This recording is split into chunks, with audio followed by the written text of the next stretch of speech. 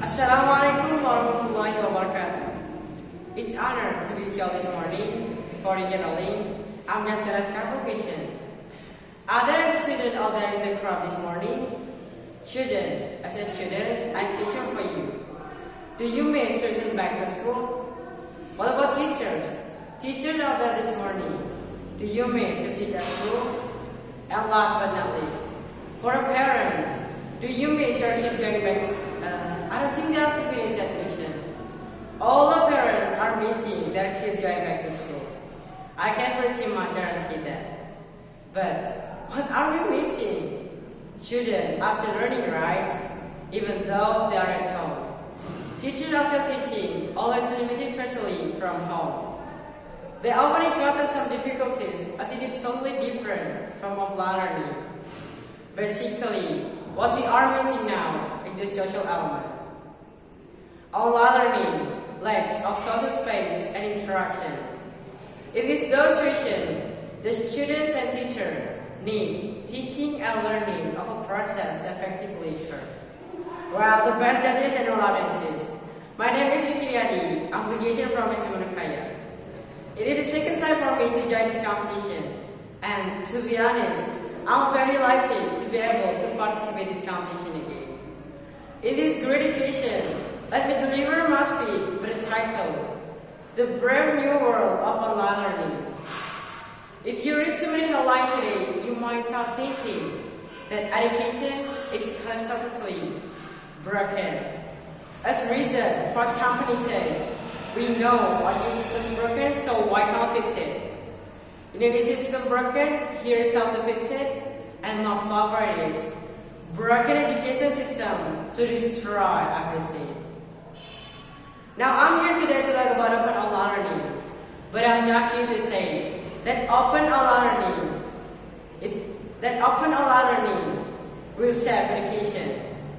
You see, the brokenest rhetoric is frequently used to put quick fixes on whatever is broken. Education is broken, here is the new brand that we can use to fix it quickly. Or to build an FGD more successful on techno solution. Education is broken, click here to fix it. Now, I'm ever to say there are problems with education. There are big problems with education. Problem of access, problem of inequities, problem of quality and really fun. Those are big problems. But the rhetoric of crisis, rhetoric of brokenness doesn't help. As my comment says, rhetoric of brokenness is an important dollar in favor of quick fixing. It ignores who needs to be at the table and brings a little power. But the rhetoric of opportunity opens incredible possibilities for transformation and education. And that's what I'm here to talk about today. Because I believe that open online learning will lead to large opportunities. Now, before we go any further, I need to clarify some terms here. Because the word open and online learning are probably some of the most abused words in education right now. Open means that it's very core. It should be accessible to as many people as possible. But it's just beginning. Because I think accessible can be pushed to be reimaginable, editable, changeable, so that idea can continue to grow. Online means that web technology can connect people to information and to each other. And learning means that it needs significantly impact the way people think, what they do, what they say. Well, the best judges and analysis. I'm going to show you some examples today so we get a good idea what I'm talking about. And I promise you that it's not going to be people clicking or the most to get rid of speeding tickets. Because open online learning changed what we can do in classrooms.